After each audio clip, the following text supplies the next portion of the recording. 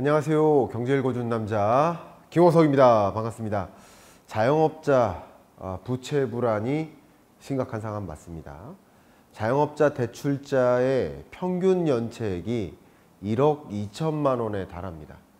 이 자영업자들이 창업을 할 때 부채에 의존을 했을 텐데 그 부채를 상환하기 어려운 상황에 내몰리면 결국 폐점을 할 수밖에 없는 상황이라고 볼 수 있겠고, 수년간 수십 년간 그 식당을, 그 가게를 운영해왔던 자영업자께서 그동안 찾아주신 고객님들께 감사합니다라는 이 문구를 적어서 이 가게 문 앞에 걸어놓는 그 자영업자의 심정은 정말 어떠할까 하는 마음도 안타깝게 듭니다.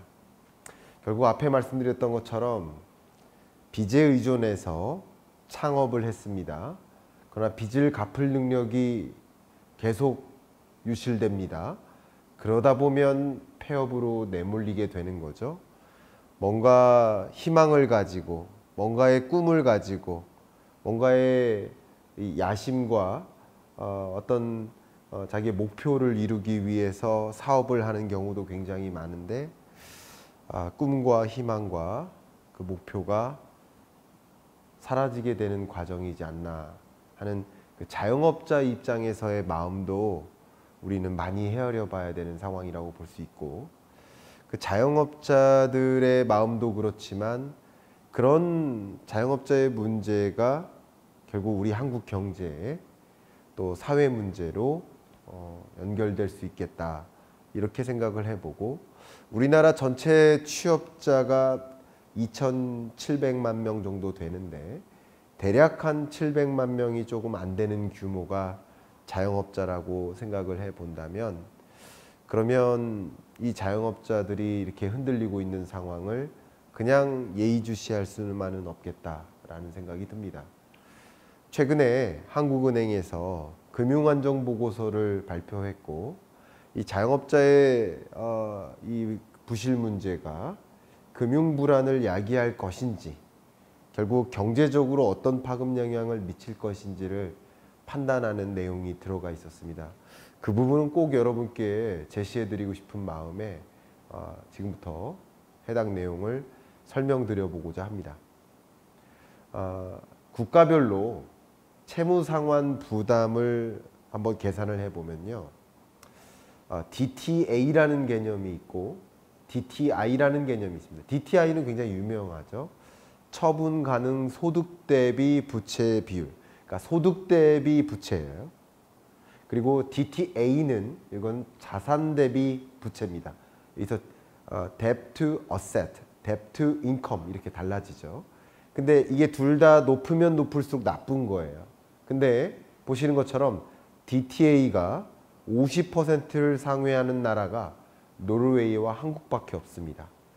DTI 기준으로 200%를 상회하는 나라가 또 몇 개 안 됩니다. 근데 DTI가 200%를 상회하고 DTA가 50%를 공통적으로 상회하는 나라는 딱 두 개밖에 없는데 노르웨이와 한국입니다. 주요 OECD 국들과 비교를 했을 때 우리나라는 가계부채 채무 상환 부담, 결국 소득으로 부채를 갚는 거고 자산으로 부채를 갚는 건데, 그죠? 근데 자산으로 부채를 갚을 능력이 없고 소득으로 부채를 갚을 능력이 없다면 가계 부실이라고 볼 수 있겠죠. 가계의 채무 상환 부담이 상당히 가중되는 나라이다 라는 것은 틀림이 없는 것 같습니다. 그런데 가계부채 규모가 1,800조, 1,900조, 최근 또 가계부채 규모가 급격히 늘어나는 이런 현상을 놓고 총량적인 면에서 가계부채 규모가 상당히 문제가 있다라고 지적하는 이 국정감사의 영상을 몇 개 봤어요.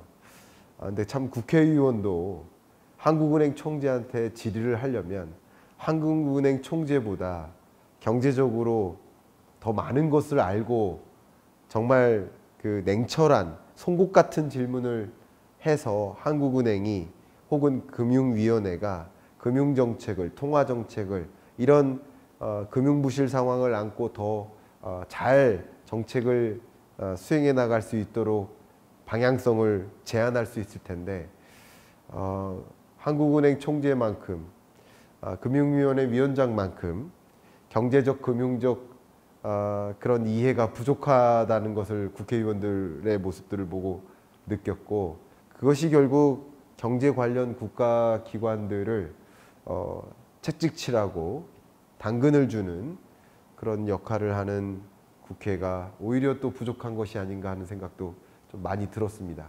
그러나 제가 여러분께 드리고 싶은 얘기는 규모가 이렇게 늘어나니 문제다.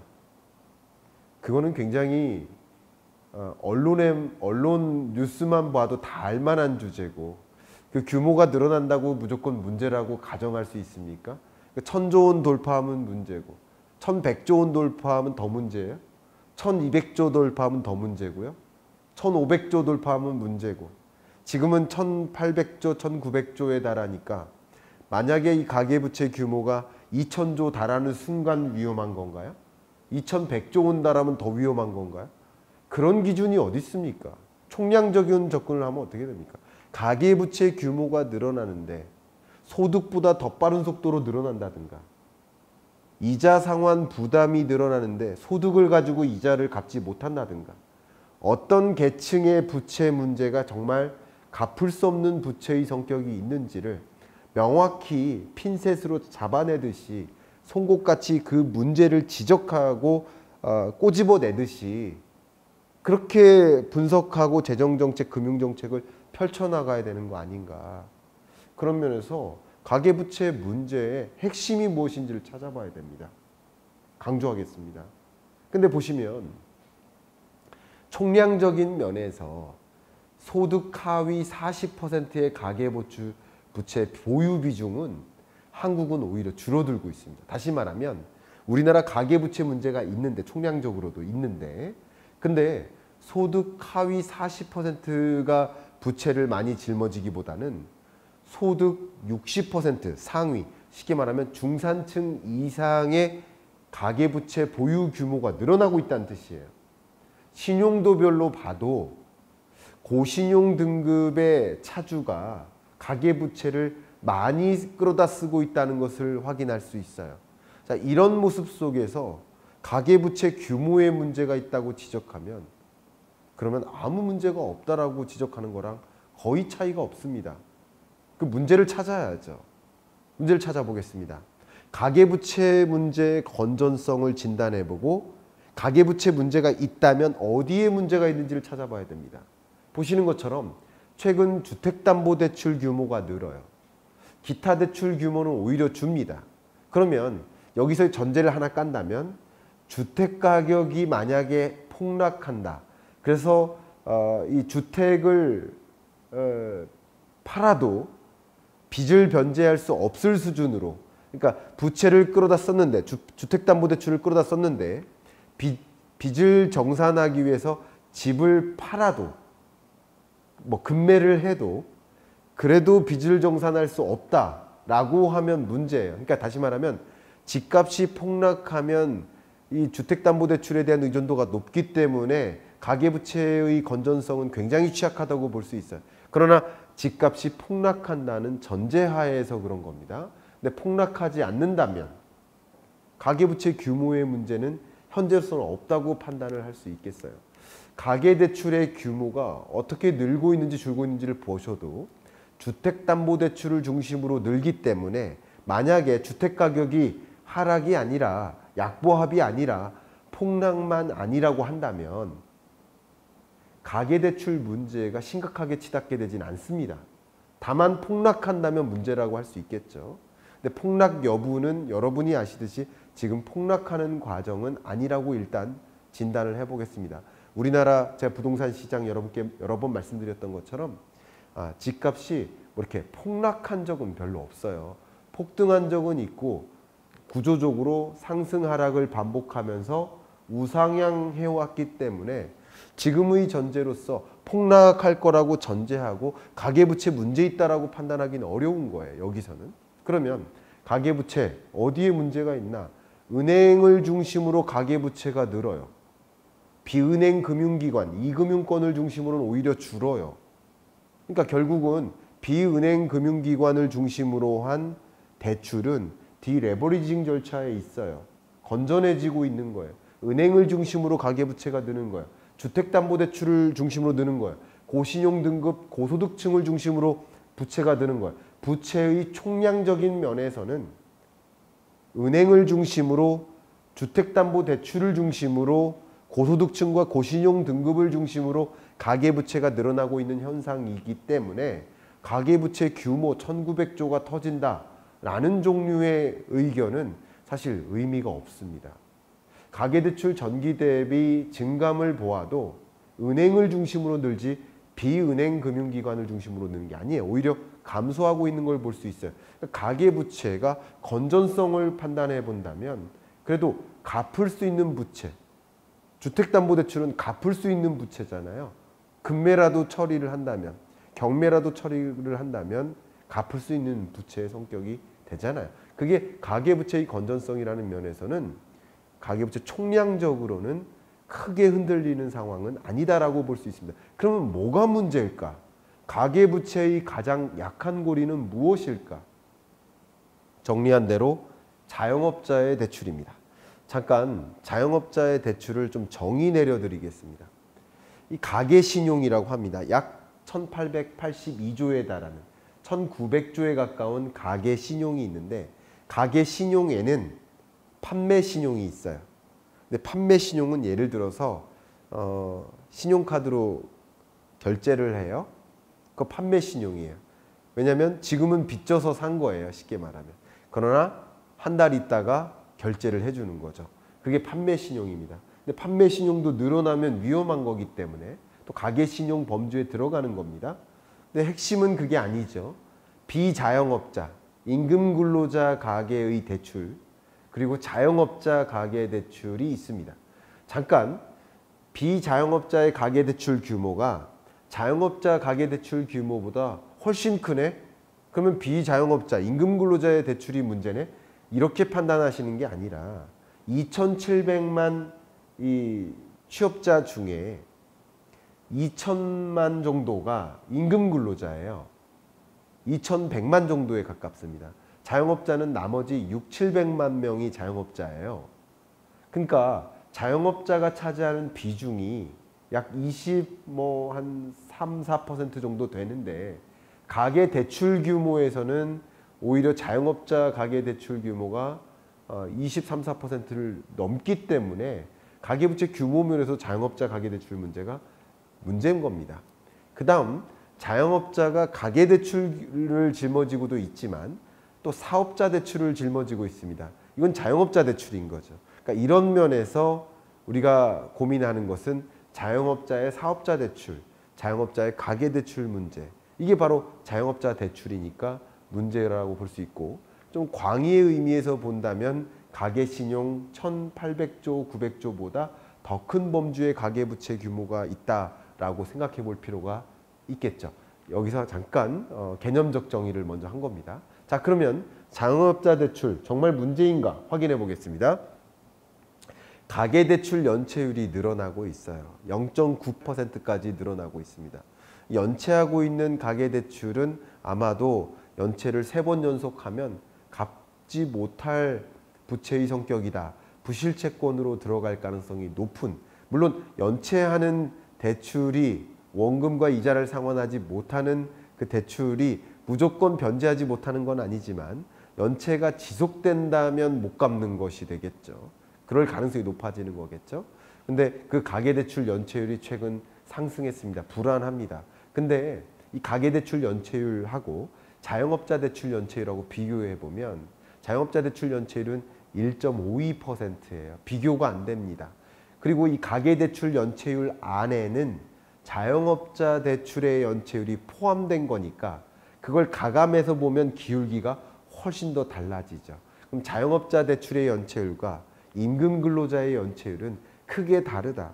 그러니까 결국은 누구의 문제냐? 1900조의 문제가 아니라 자영업자 대출의 연체율의 문제가 있겠다라고 먼저 포커스를 해볼 필요가 있겠다는 생각이 듭니다. 또 가계, 자영업자 취약차주 연체율을 좀 비교해 보겠습니다. 취약차주의 정의를 잠깐 말씀드릴게요. 자주 말씀드립니다만 첫 번째 조건이 있어요. 다중채무자라는 조건이 있어요. 다중채무자는 세 가지 이상의 빚을 가지고 있다. 가장 대표적으로 주택담보대출, 신용대출, 카드대출 이런 종류의 대출이 있다. 그러면 세 가지 이상이잖아요. 그럼 다중채무자예요. 그 다음 신용등급 면에서 하위 등급에 있다. 저신용 등급에 있다. 그리고 세 번째 기준이 소득계층으로 봤을 때 저소득계층에 있다. 이렇게 했을 때 다중채무자이면서 저소득계층이거나 혹은 다중채무자이면서 저신용 등급 계층인 분들을 취약차주로 분류를 합니다. 근데 취약차주의 연체율을 계산해 보면 가계의 취약차주 연체율을 보면 9.97%로 올라왔어요. 근데 자영업자 취약차주의 연체율은 더 높죠. 이런 것을 생각해 보면 상대적으로 자영업자의 취약차주 연체율이 좀 심각하다. 이렇게 볼 수 있겠고 전체 가계 중에 가계의 대출자 중에 취약차주는 몇 %나 되나? 인구수로 비중을 따지는 거예요. 그리고 전체 취약차주의 비중은 얼마? 1900조 중에 취약차주가 짊어진 빚은 얼마나 되나? 이게 취약차주 대출 비중이죠. 두 가지 구분해야 됩니다. 가계대출을 짊어진 차주 중에 취약차주가 몇 %가 되나? 이게 가계의 취약차주 수 비중이고요. 전체 대출액에서 취약차주의 대출 비중은 얼마나 되나? 이런 기준이 두 가지가 따로 있습니다. 그게 가계 기준이 있고 자영업자 기준이 있는데 두 기준 다 자영업자의 취약차주 수 비중이나 자영업자의 취약차주 대출 비중이 둘 다 가계 기준보다 월등히 높죠. 이것을 본다면 아마도 그 취약차주가 차지하는 비중이 취약차주 중에서도 더 많은 대출 규모가 자영업자에 내몰리고 있구나. 그러니까 사실 취약차주로 분류할 수 있는데 대략 5, 6% 됩니다.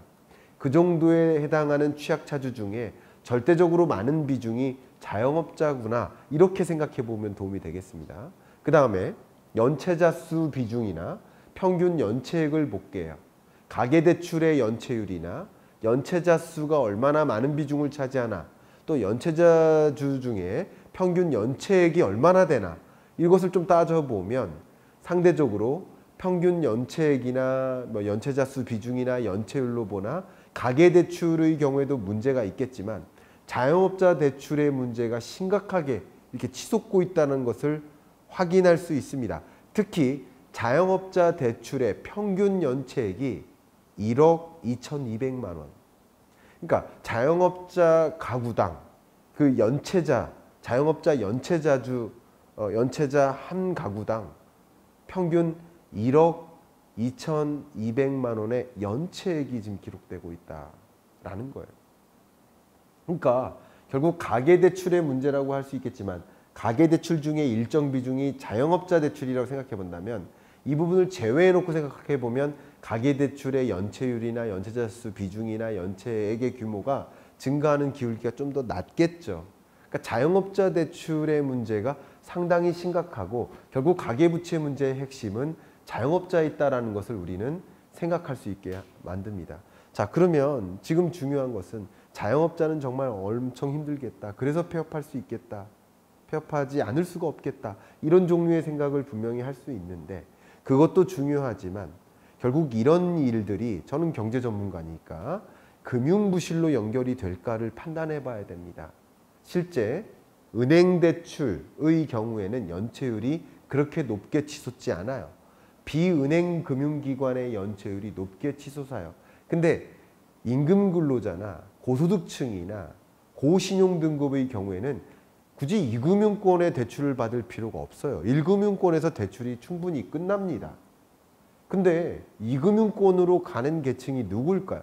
저신용 등급이면서 저소득 계층이면서 자영업자이면서 영세 자영업자이면서 취약차주의 경우에 더 2금융권으로 내몰리는 거예요. 그들의 연체율이 높게 치솟는 거예요. 그러면 여기서 본다면 비은행 금융기관의 사실 장기 평균선을 넘는 이들의 연체율이 좀 심각하겠구나라는 것을 확인해 볼 수 있고, 그것은 곧 금융부실로 연결이 된다면 결과적으로 이금융권의 부실로 연결될 수 있겠구나.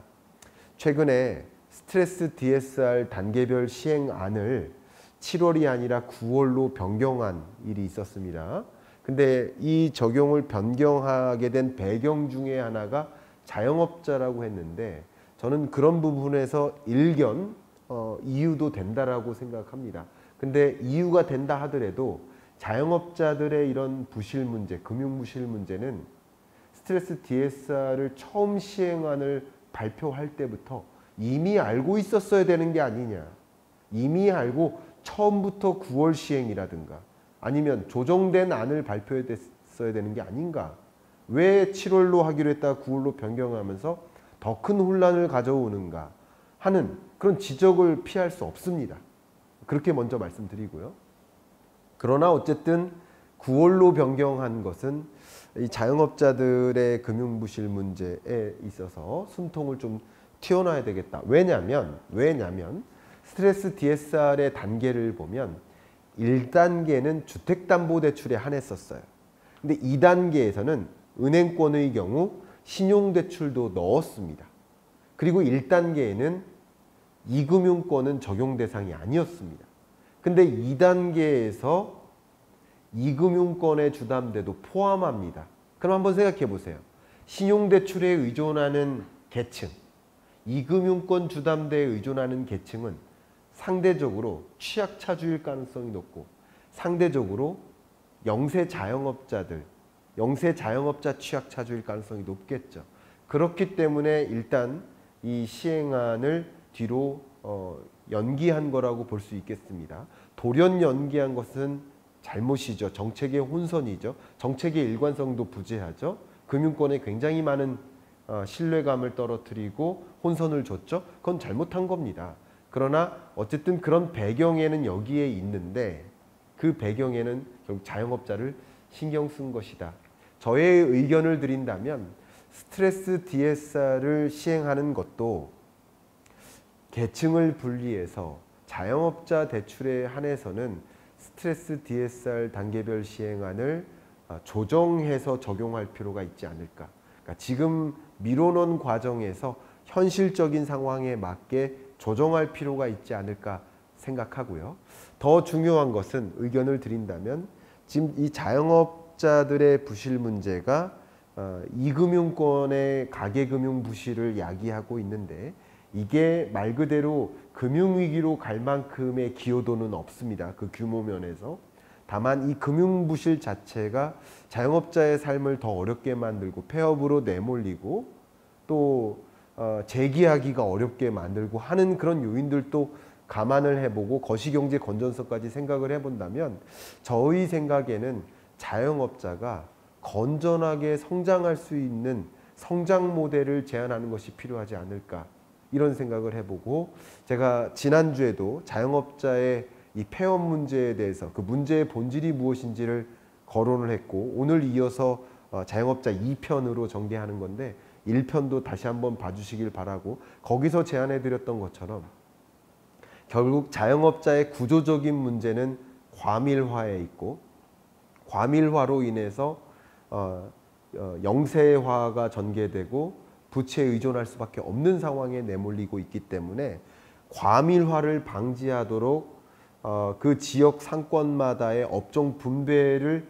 정부가 가이드라인을 제공한다거나, 오히려 과밀화된 영역에서는 또 다른 추가적인 과밀화를 야기하지 않도록 가이드라인을 마련한다든가, 또 오히려 고부가가치 소상공인, 또 우리 이 해당 상권에 요구되는 그런 업종, 그런 것들을 적극적으로 지원함으로써 그냥 매출액 자체가 건전하게 보조되고 그걸 기반으로 상환할 수 있는 능력을 보존시켜 나가는 그런 종류의 자영업자들의 건전화 정책들을 더 추가적으로 고민해야 되는 것이 아닌가 하는 의견을 드리면서 이번 주 경제 읽어주는 남자 마무리하도록 하겠습니다. 감사합니다.